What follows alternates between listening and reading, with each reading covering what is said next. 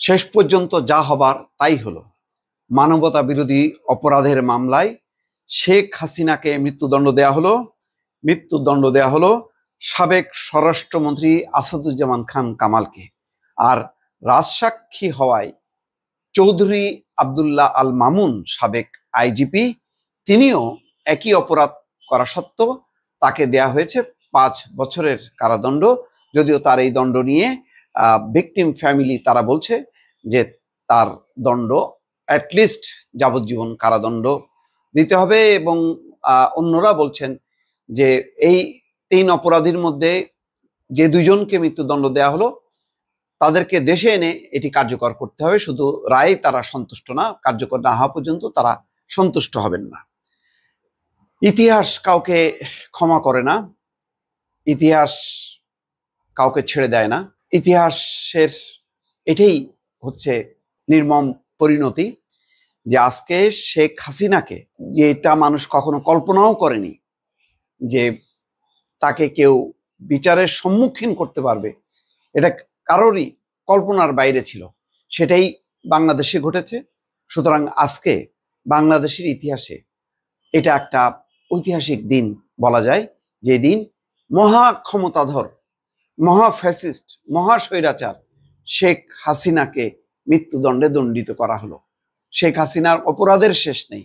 আপাতত 4-5টা যে অপরাধ, সেই অপরাধগুলো বিশ্লেষণ করে আন্তর্জাতিক অপরাধ ট্রাইব্যুনাল এই মর্মে তারা একমত হয়েছেন যে তিনি মানবতা বিরোধী অপরাধ করেছেন, আর সেই অপরাধের কারণে তার শুধুমাত্র একটা অপরাধে আমৃত্যু কারাদণ্ড, আর বাকি অন্য 5টি যে মামলা, 5টি ঘটনায় তাকে মৃত্যুদণ্ডে দণ্ডিত করা হয়েছে। সোমবার দুপুর 12:30টার দিকে কার্যক্রম শুরু হয়।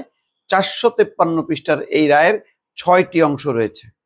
6টি অংশের মধ্যে একটাতে সম্ভবত তিনি আমৃত্যু কারাদণ্ড, আর বাকিগুলোতে তাকে মৃত্যুদণ্ডে দণ্ডিত করা হয়। রায় ঘোষণার সময় জনাকীর্ণ আদালতে আইনজীবী ছাড়াও জুলাই আগস্টে নিহতদের কয়েকজনের পরিবারের সদস্যরা উপস্থিত ছিলেন। ট্রাইব্যুনাল বলেছে শেখ হাসিনা সহ 3 আসামির অপরাধ প্রমাণিত হয়েছে। 2টি অভিযোগে শেখ হাসিনাকে মৃত্যুদণ্ড দেওয়া হয়েছে। 1টি অভিযোগে সাবেক স্বরাষ্ট্রমন্ত্রী আসাদুজ্জামান খান কামালের মৃত্যুদণ্ড দেওয়া হয়েছে। রায়ে বলা হয়, আমরা ঐক্যমত্যের ভিত্তিতে এই মত দিচ্ছি যে তারা জুলাই গণঅভ্যুত্থানের সময় নির্বিচারে এবং নৃশংসভাবে মানুষ হত্যা করে ঘৃণিত অপরাধ করেছে। তাতে সর্বোচ্চ শাস্তি না দিলে ন্যায় বিচার নিশ্চিত হবে না। ঘটনাক্রমে 2 জনই মৃত্যুদণ্ডপ্রাপ্ত, 2 জনই ভারতে অবস্থান করছেন। আর শেখ হাসিনা রায়ের আগেই বলেছে যে আল্লাহ জানেন কে পৃথিবী থেকে তাকে তুলে নেবেন আর কাকে রাখবেন। সুতরাং এই রায়কে তিনি পরোয়া করেন না। তো পরোয়া না করারই কথা, কারণ তার পিছনে ভারতের মতন একটা শক্তি আছে। সুতরাং তিনি দেশে থাকলে এক অবস্থা, বিদেশে থেকেও তার এই রায়কে বানচাল করার জন্য বা রায়ের প্রতিবাদে সারা দেশে গত কয়েকদিন থেকে ব্যাপক ককটেল, বোমা বিস্ফোরণ এবং মানুষের হতাহতের ঘটনা ঘটেছে। কিন্তু প্রসিকিউটররা বলেছিল যে এই সমস্ত ঘটনা রায়কে প্রভাবিত করা যাবে না, এবং তারা নির্দিষ্ট যে রায় যেটা প্রাপ্য সেটা ঘোষণা করবে। ধারণা করা হচ্ছিল হয়তো আমৃত্যু কারাদণ্ড দেওয়া হতে পারে, কারণ আন্তর্জাতিক পর্যায়ে মৃত্যুদণ্ডের বিরুদ্ধে মানবাধিকার সংগঠনগুলো তারা এটাকে অ্যাকসেপ্ট করে না। আর ভারতও একটা অজুহাত পাবে যে যেহেতু মৃত্যুদণ্ডে দণ্ডিত করা হয়েছে, সুতরাং আর এই ট্রাইব্যুনালের বিচারিক কার্যক্রম প্রশ্নবিদ্ধ, রাজনৈতিক উদ্দেশ্য প্রণোদিত, সুতরাং শেখ হাসিনাকে হস্তান্তর করা যাবে না। এই কারণে হয়তো আমৃত্যু কারাদণ্ড একটা ধারণা করা হচ্ছিল, কিন্তু শেষ পর্যন্ত আদালত এই সমস্ত কোনো বিশ্লেষণে না যে আন্তর্জাতিক প্রেক্ষাপট এই সমস্ত বিবেচনা না করে তারা অপরাধটা চিহ্নিত করেছে, এবং সেই অপরাধে তারা দেখেছে যে জুলাই হত্যাকাণ্ডের যে মূল যে নির্দেশদাতা, মূল যে সংগঠক এবং যার নেতৃত্বে এটি সংগঠিত হয়েছে, তিনি হচ্ছেন বাংলাদেশের সাবেক প্রধানমন্ত্রী শেখ হাসিনা। সুতরাং ইতিহাসের নির্ধারিত পথ ধরেই আজকে ট্রাইব্যুনাল রায় দিয়েছে।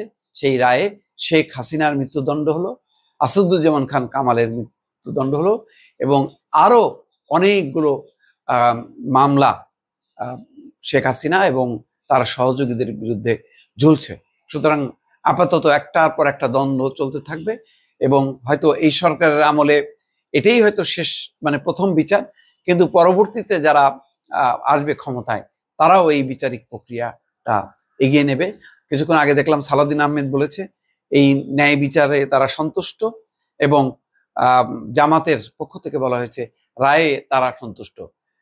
সালাউদ্দিন আহমেদ বলেছেন ন্যায় বিচার নিশ্চিত হয়েছেন। সুতরাং এই রায়ের ব্যাপারে বাংলাদেশের রাজনৈতিক দলগুলোর মধ্যে যত মতভেদ থাকুক না কেন, অন্তত কেউ এটার বিরোধিতা করবে না, বরং এটাই সঠিক হয়েছে, এটাই ন্যায়ানুগ হয়েছে বলে তারা বলবে এবং সেই অনুযায়ী কিন্তু তারা কথা বলছে।